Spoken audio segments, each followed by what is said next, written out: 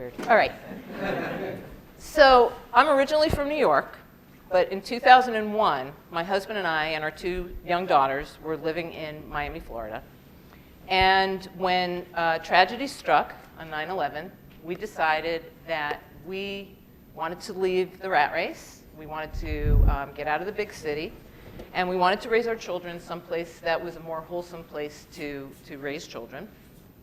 And I'd had a friend who had moved to Asheville, North Carolina, which is in western North Carolina. It's in the Appalachian Mountains. I'd been there to visit. It was beautiful, but I never, ever considered moving there. My friend loved it, and so we were considering it. So I said, are there any Jews there? Right? I'm from the Northeast. Like, there's no Jews in the South, in particular in Asheville. So my friend assured me that Asheville was very, oops, you gotta see this picture.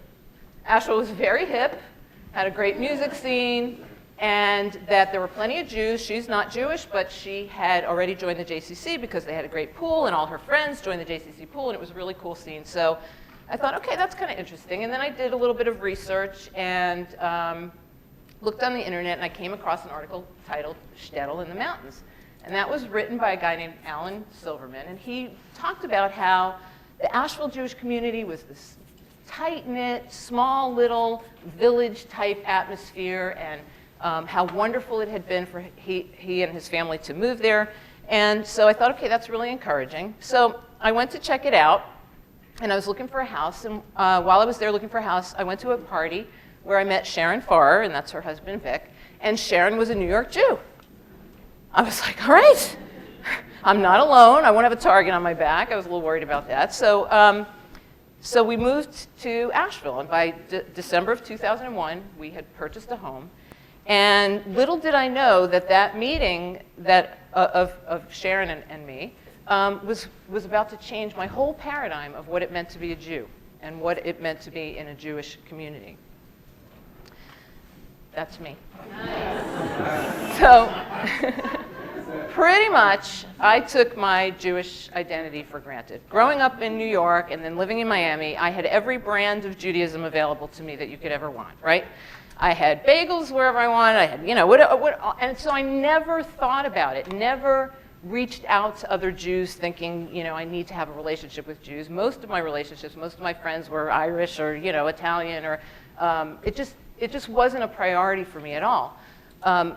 But coming to Asheville, what happened was that I found myself being passed along from person to person, Jewish person to Jewish person. So Sharon introduced me to Rebecca, who became a great friend and is still a friend today, and she had children the same age, and then Rebecca introduced me to Karen, and Karen was on the JCC board, and everybody was at the JCC pool, and so they said you should join the J, and then I met this one, and then I met Alan Silverman, and so by the summer of 2002, we had been there 6 months, I had more friends in Asheville than I had living in Miami for 12 years. And the craziest thing about this was that all of them were Jewish.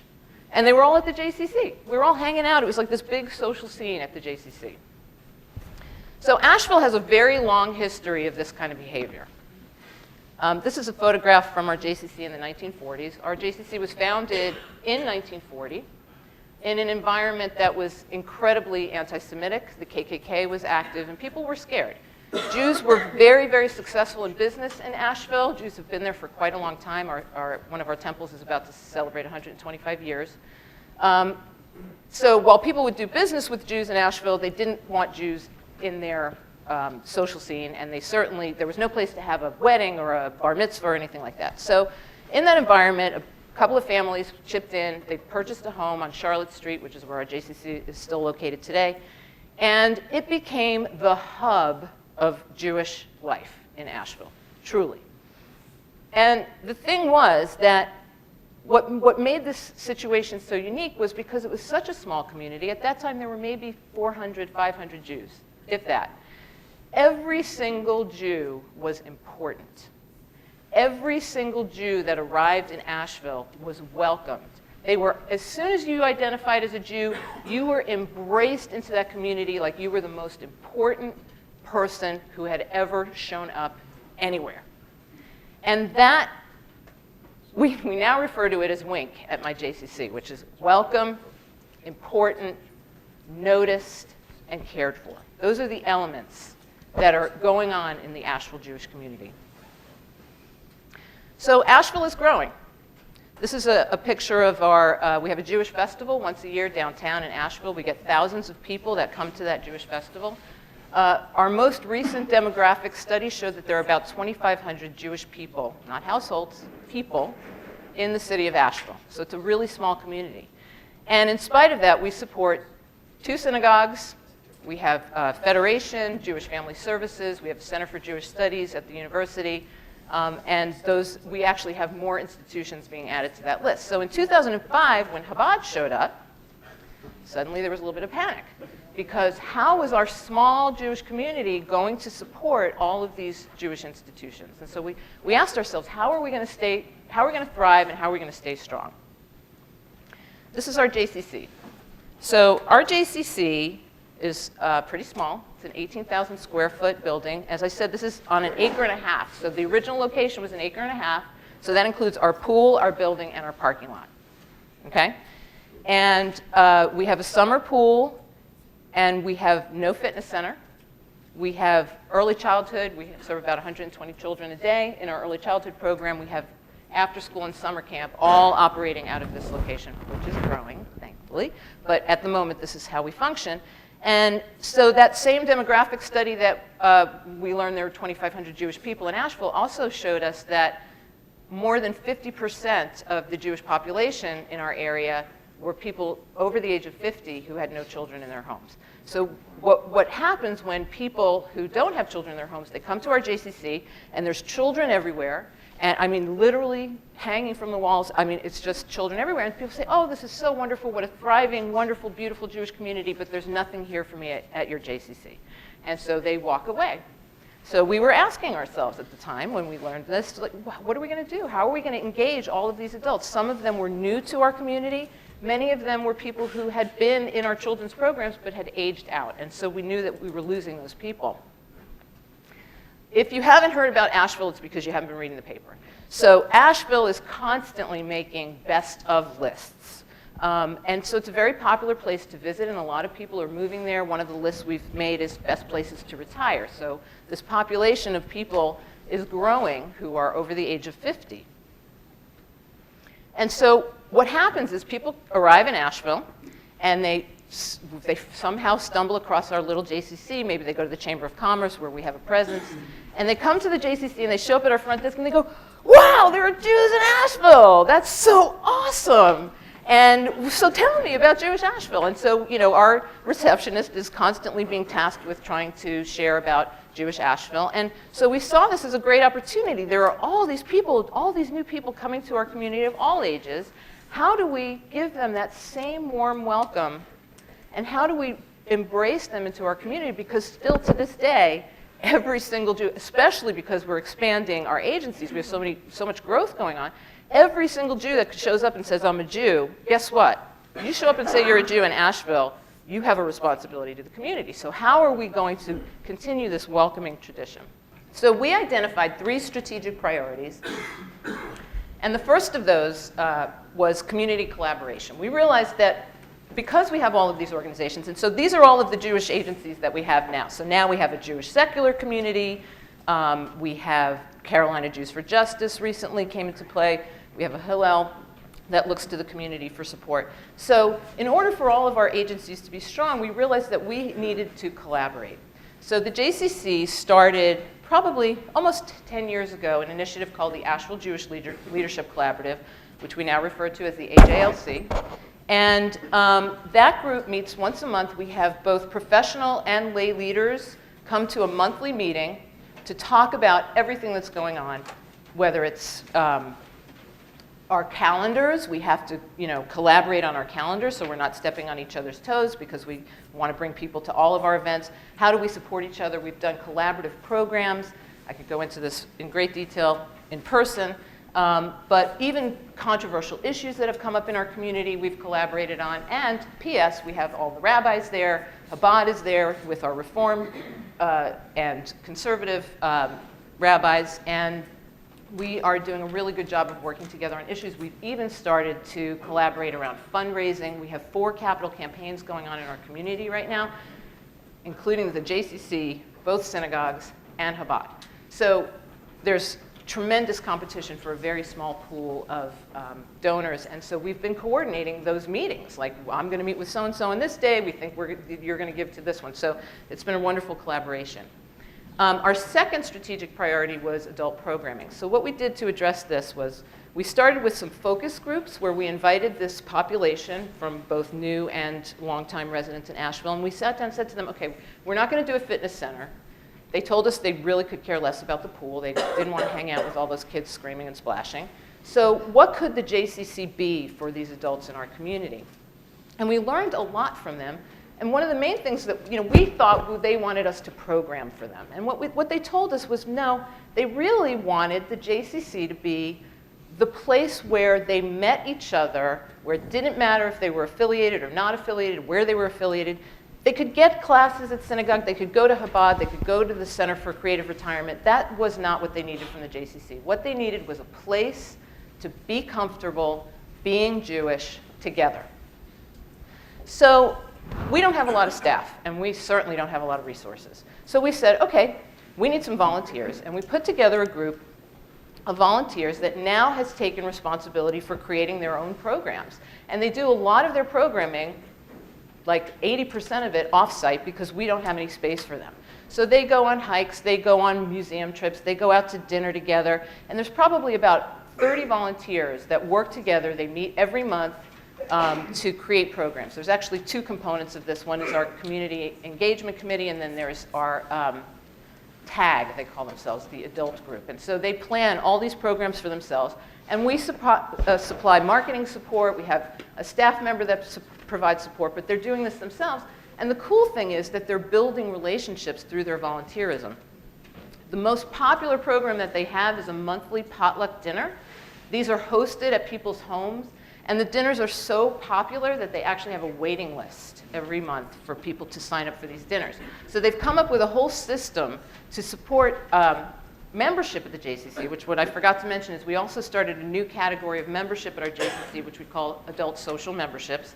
It excludes the pool, it's a little bit cheaper, but then they join to be supporting members, and it's an adult social membership, which is exactly what they wanted, and so they identify this as their membership. So to promote adult social memberships through these dinners, they've come up with a system for letting people register early who are members, and then people who are not members have to wait. But they're also so devoted to our mission of bringing in newcomers that they reserve spots every month in the dinners so that they always guarantee that newcomers are also invited to the dinners. So this model has been so successful for us that we expanded it into our Young Adult Jews of Asheville group, who call themselves Yaja. And the Yaja group had a little bit more of a need for some Jewish engagement, but they are, again, we have a group of volunteers in their 20s and 30s that are putting together monthly programs for themselves, and we provide email support, basically. I mean, we were really not doing a whole lot, although we have the people who are providing that support on our staff are in the 20 and 30-something, so it's a social engagement opportunity for them as well. So they're doing monthly Shabbat lux, they're doing meetings with the rabbis to have discussions, and just planning their own programs. They don't want us involved. They've told us, like, don't program for us. You don't know what we want. We'll just do it ourselves. And they're having a great time. So then our last strategic priority that I want to talk about was newcomer outreach. So we worked again with members of the Asheville Jewish Leadership Collaborative to determine a strategy for how we could welcome newcomers into our community and really express to new Jews in Asheville what made Jewish Asheville so special. So knowing that this relationship among all the organizations was pretty unique, and the way that we are able to collaborate, and then also knowing just, that we really want everybody to feel welcome. We don't want people to see that there's competition between agencies. We want them to feel like, you come to Asheville, you're a Jew, you are part of this greater community of Jews in Asheville. So we came up with a brand for the Asheville Jewish Leadership Collaborative, which we call One Jewish Asheville. This is our website. And all of the agencies' calendars feed into that website, so if you ever want to see what's going on in Jewish Asheville, you can see everything in one place on the calendar. And then this it has a lot of information about Jewish Asheville and has a special section for newcomers. One of our most successful initiatives from One Jewish Asheville is a monthly newcomer reception that we host at the JCC. I'm sorry, not monthly. It's 4 times a year. We host a newcomer reception. And in this picture, you see 2 people on the right are in Asheville about 6 months. The woman on the left grew up at our JCC. Okay, so people come to those newcomers receptions who've been in Asheville their entire lives or who just arrived. And then we have representatives from all of the Jewish agencies in town there with materials. We have a newcomer packet that we give to people, and probably somewhere between 40 to 60 people show up for these, and it's a cocktail, wine and cheese kind of reception. We pass around a microphone so everybody can introduce themselves, and people meet and become friends just in that environment. Oops. So lastly, I want to tell you about the woman on the left is Carol Wenham, and she was our Volunteer of the Year in 2015. And that's her husband, Bob, who is not Jewish. And they have been in Asheville for just about 2 years. So Carol and her husband came to Asheville on vacation. They stopped by the JCC. Wow, there are Jews in Asheville. And they were told, oh, we have a newcomers reception tomorrow night. Why don't you guys come? So they came to our newcomers reception. And they got, on our mailing list. They went back to Denver, which is where they were. I'm pretty sure they were from Denver.